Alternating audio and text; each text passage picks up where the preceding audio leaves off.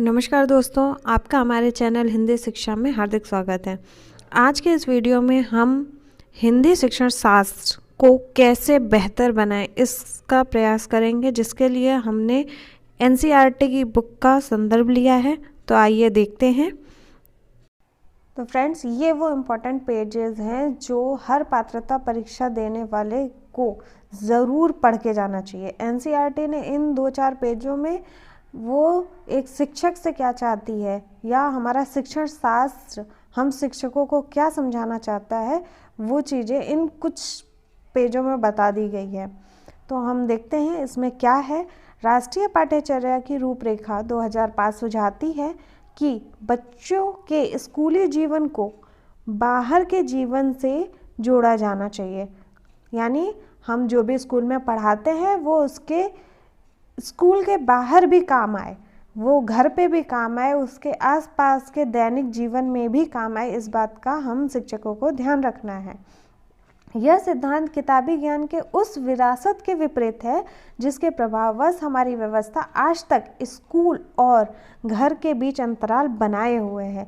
जैसा कि हम पहले देखते थे कि हम स्कूल में जो चीज़ पढ़ाई जा रही है वो हमारे डेली लाइफ में कहाँ काम आएगी, इस चीज़ से हम कनेक्ट नहीं हो पाते थे। लेकिन इसके विपरीत आज हम कोशिश करते हैं कि बच्चे को जो कुछ भी हम सिखा रहे हैं वह उसके दैनिक जीवन में काम आए, और वो कैसे काम आए ये बात भी बच्चा समझ सके।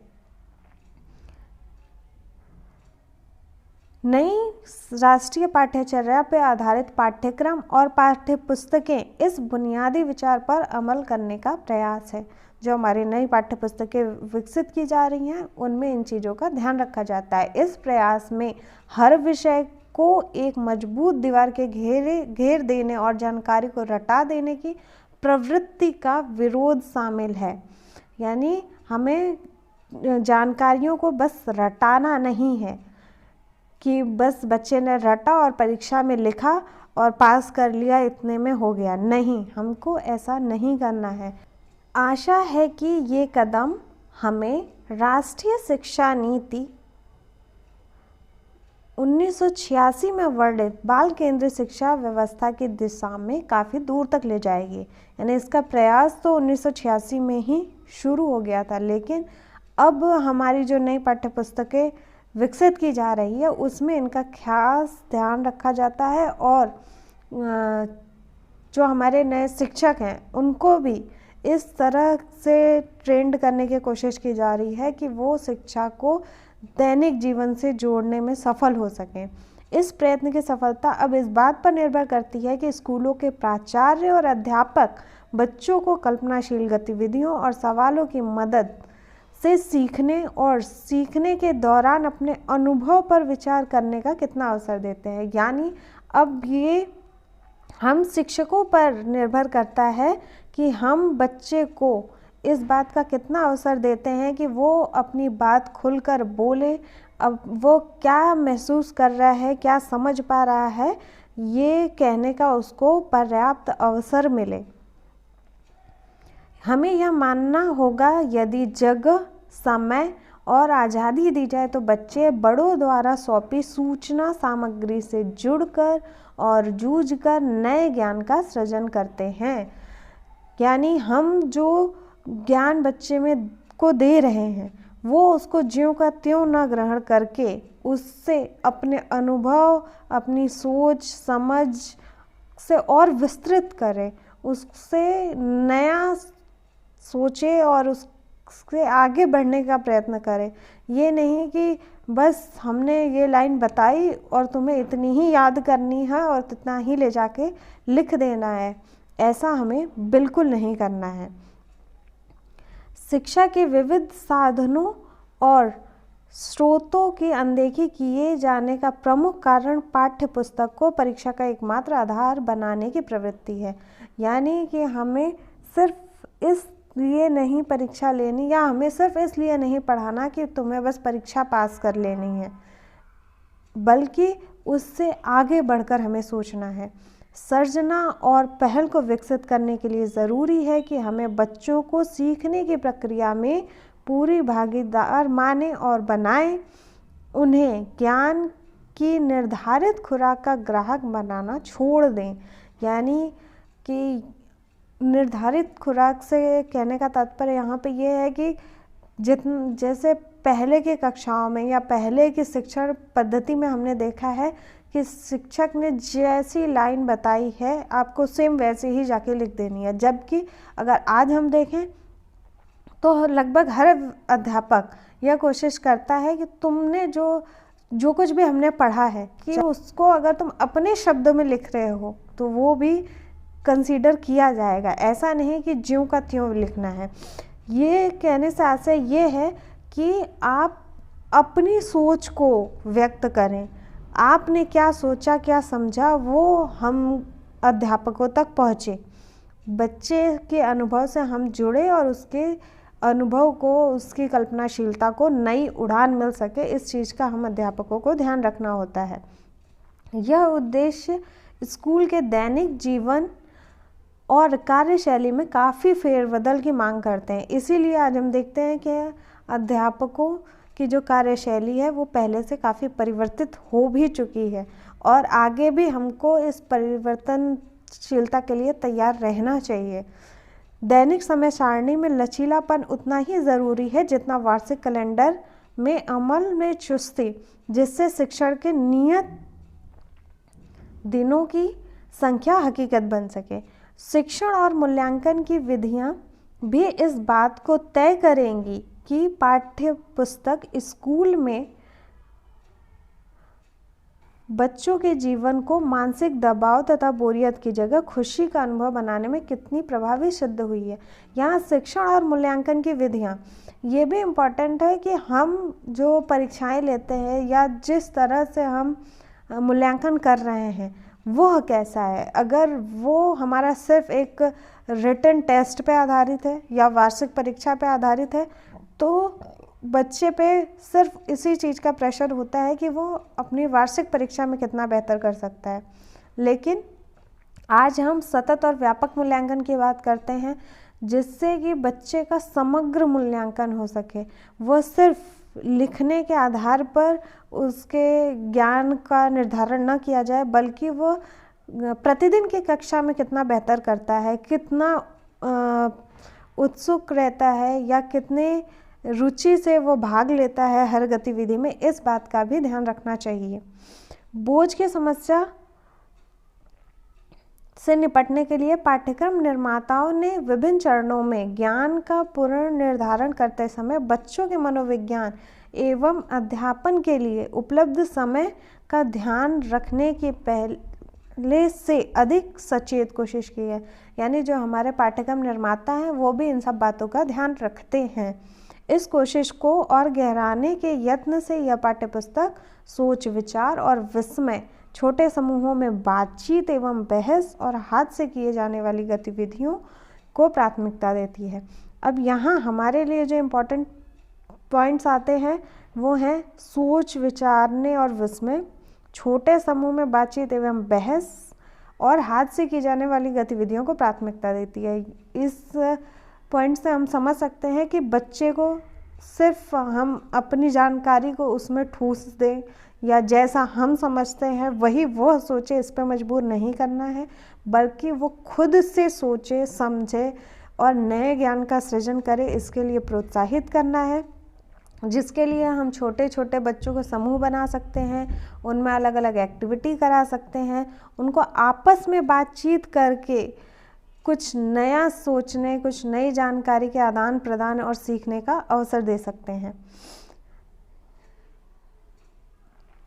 इसके बाद हम आगे देखें तो यहाँ से हमारे काम की चीज़ है, ये पेज है जिसका शीर्षक है शिक्षक से। यह किताब राष्ट्रीय पाठ्यचर्या की रूपरेखा 2005 के आधार पर तैयार किए पाठ्यक्रम पर आधारित है। यह पारंपरिक भाषा शिक्षण की कई सीमाओं से आगे जाती है। पारंपरिक भाषा शिक्षण क्या था इससे हम अच्छी तरह वाकिफ़ हैं। तो ये किताब इस तरह डिज़ाइन की गई है कि हम उससे आगे जाके सोच सकें। राष्ट्रीय पाठ्यचर्या की नई रूपरेखा भाषा को बच्चे के व्यक्तित्व का सबसे समृद्ध संसाधन मानते हुए उसे पाठ्यक्रम के हर विषय से जोड़कर देखती है। यानी बच्चे की जो भाषा है वो सबसे समृद्ध संसाधन है, बहुत ही इम्पोर्टेंट रिसोर्स है, जिसे हम न सिर्फ भाषा शिक्षण में बल्कि अन्य पाठ्यक्रम और हर विषय से जोड़कर देखते हैं। इस नाते पाठ्य सामग्री का चयन अभ्यासों में बच्चों की भाषाई विकास की समग्रता को ध्यान में रखा गया है। इसीलिए इस किताब में जो अभ्यास दिए गए हैं उनमें बच्चे की भाषाई विकास की समग्रता को ध्यान रखा गया है। भाषाई कौशल समग्र रूप से कैसे निर्धारित होते हैं? पता होगा कि पढ़ना, बोलना, लिखना, सुनना, जो हमारे भाषाई कौशल हैं वो हर तरह से बच्चे में विकसित हो। ये नहीं कि उसे सिर्फ किसी एक पक्ष के आधार पर उसका निर्धारण किया जाए।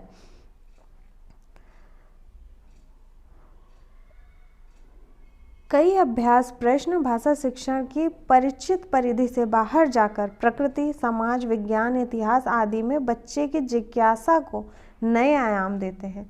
यानी भाषा शिक्षण के समय भी हम उनके ज्ञान को अन्य विषयों से भी जोड़ते हैं और उसके अंदर जो उत्सुकता है उसको और प्रोत्साहित करते हैं। यहाँ उदाहरण के तौर पे बताया गया है कि शमशेर बहादुर सिंह की कविता चांद से थोड़ी गप्पे में दिया गया एक प्रश्न चंद्रमा की कलाओं के बारे में है और सुभद्रा कुमारी चौहान की कविता झांसी की रानी में इतिहास और भूगोल के भी प्रश्न दिए गए हैं। अब यहाँ इतिहास, भूगोल या विज्ञान के विषयों का चर्चा करने का क्या कारण हो सकता है कि बच्चे में जब भाषाई विकास, हम भाषाई कौशल विकसित कर रहे हैं, उस समय वो सिर्फ उसे एक विषय के रूप में ग्रहण ना करके एक विस्तृत आयाम, विस्तृत शब्दावली, विस्तृत या दैनिक जीवन में उपयोगिता के साथ ग्रहण करें, इस चीज़ की कोशिश की जाती है। इससे भी हमारे पात्रता परीक्षाओं में कई बार प्रश्न आते हैं। ये एक इम्पॉर्टेंट पॉइंट है हमारे लिए।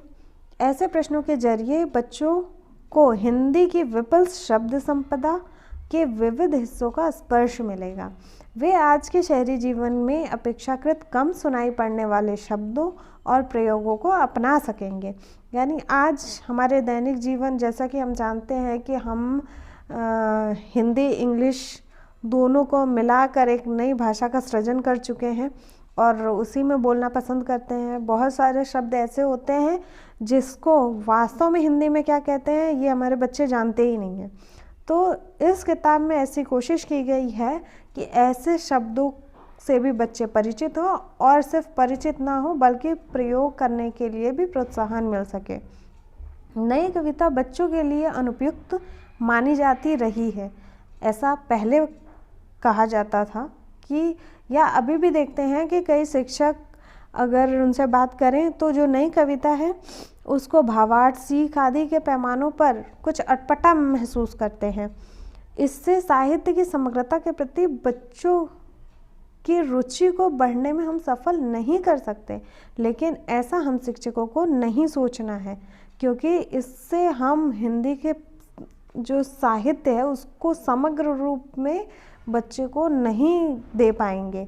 नई कविता के पाठ और प्रश्न अभ्यासों के माध्यम से बच्चे के ज्ञान और ग्रहण कौशल का विकास किया जा सकता है, क्योंकि जो अतीत है या जो पुरानी परंपराएं हैं उनसे जितना परिचित करना आवश्यक है, उतना ही आवश्यक यह भी है कि वर्तमान में साहित्य कैसा है, वर्तमान में किस तरह के साहित्य की सृजना हो रही है और उससे हम बच्चों को कैसे जोड़ें, इस बात का भी हमें ध्यान रखना है।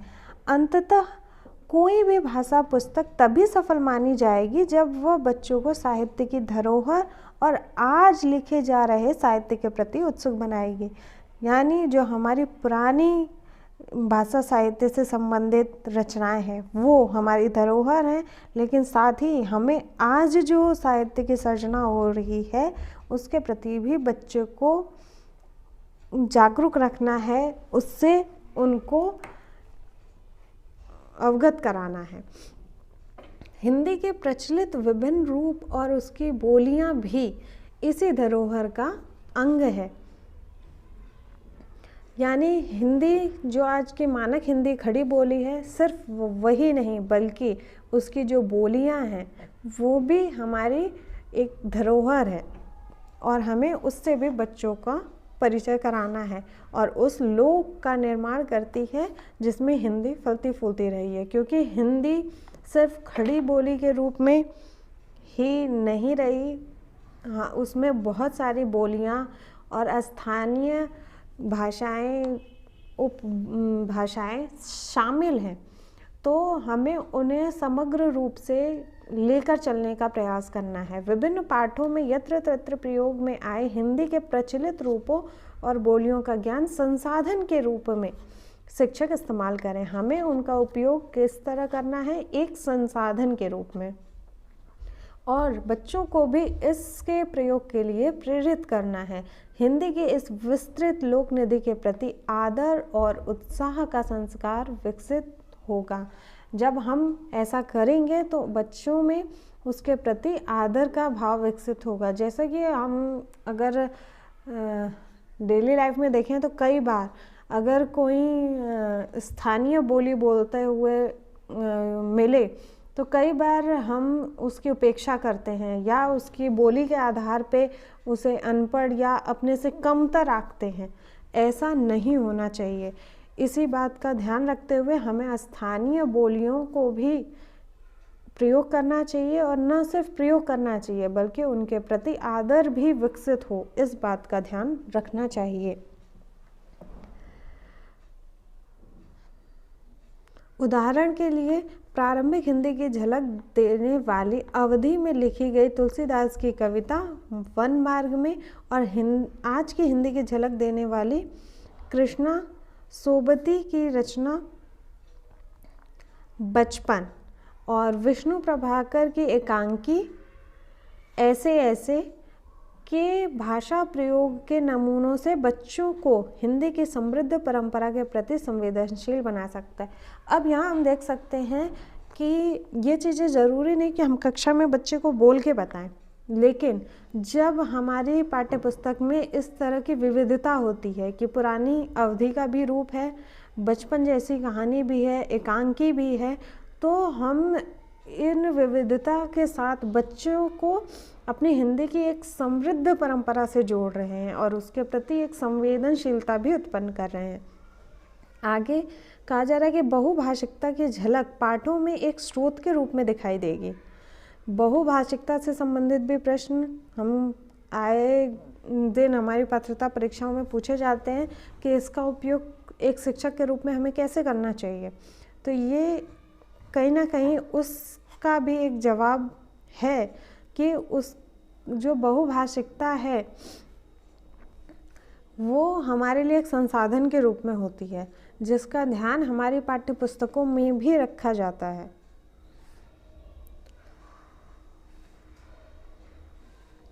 भारतीय भाषाओं के लिए कुछ अनुदित पाठ जैसे पार नज़र के टिकट एल्बम और विद्यार्थी को भारतीय भाषाओं की रचनाओं से परिचित कराएंगे।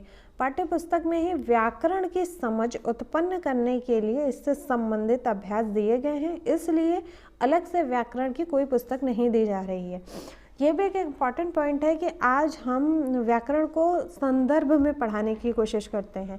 संदर्भ में पढ़ाने से आशय है कि जैसे कि हम कोई पाठ पढ़ा रहे हैं और उसके बीच में ही हमने कई संज्ञा शब्द लिए और बच्चों को पाठ के ही बीच में या अंत में संज्ञा से अवगत करा दिया, मुहावरे आए, लोकोक्तियाँ आए तो उससे अवगत करा दिया, या अन्य जो भी व्याकरण से संबंधित पक्ष हैं वो आते गए पाठ के बीच में, कहानी के बीच में, और उसका अभ्यास हम बीच बीच में कराते गए। इसके लिए हमें अलग से व्याकरण की किताब की आवश्यकता अब नहीं रही है।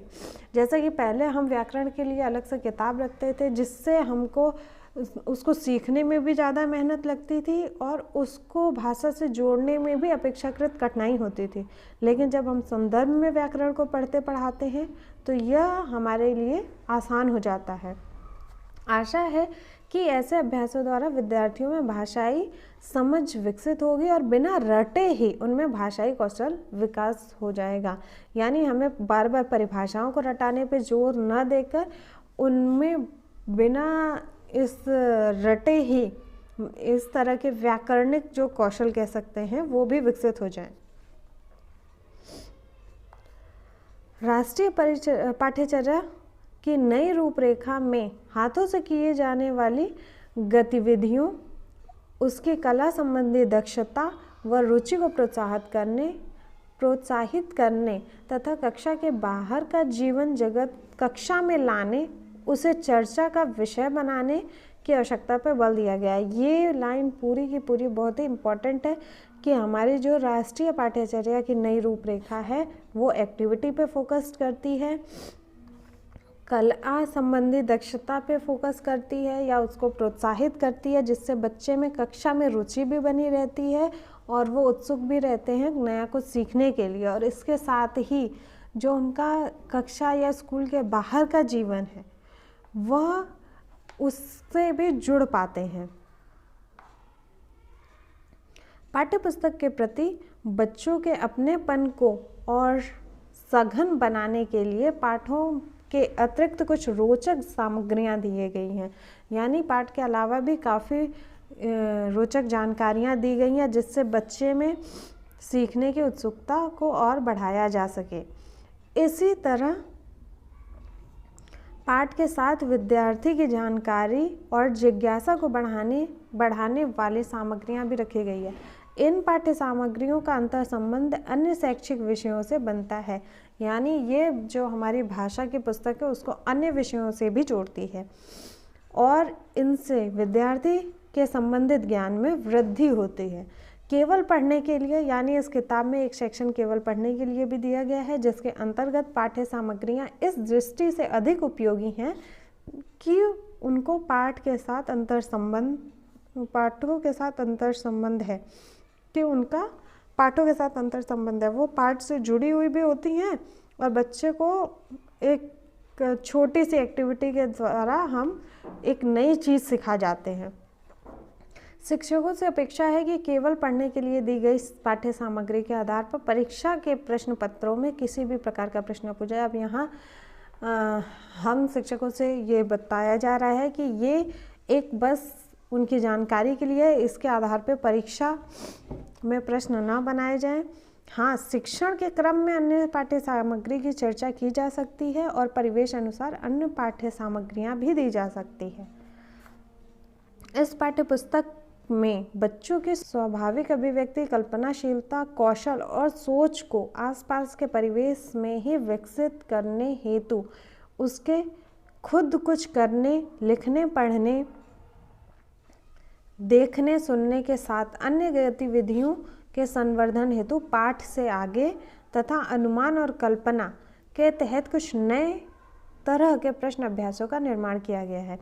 अब देखिए कितना सोचकर एक किताब को डिज़ाइन किया जाता है, ये इस बात से पता चल रहा है कि उसमें जो एक एक गतिविधि, एक एक एक्टिविटी, एक एक पॉइंट जो ऐड किया गया है उसका कुछ ना कुछ उद्देश्य है, जिससे हम शिक्षकों को समझना चाहिए कि हम कैसे छोटे छोटे नई चीज़ें ऐड करके बच्चे को खेल खेल में काफ़ी कुछ सिखा सकते हैं, जिससे शिक्षक बच्चों के सम्मिलित प्रयासों से ही सही रूप में पूरा किया जाता है।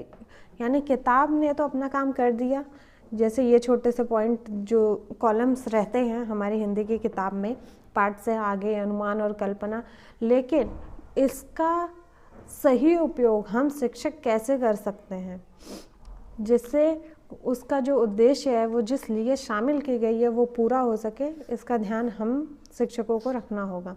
पेपर में से जैसे पाठ केवल पढ़ने के लिए शामिल कर बच्चों को स्थानीय ज्ञान से, अब यहाँ स्थानीय ज्ञान से जोड़ने की कोशिश की गई है, एक कला से जोड़ने की कोशिश की गई है, इसीलिए इसको बच्चे के बस जानकारी में हो, इस बात का ध्यान रखना है। इसके आधार पर परीक्षा लेने की आवश्यकता नहीं है, ये बताया गया है। इसलिए शिक्षकों से आशा है कि वे इस उद्देश्य की प्राप्ति के लिए बच्चों का उचित मार्गदर्शन करें।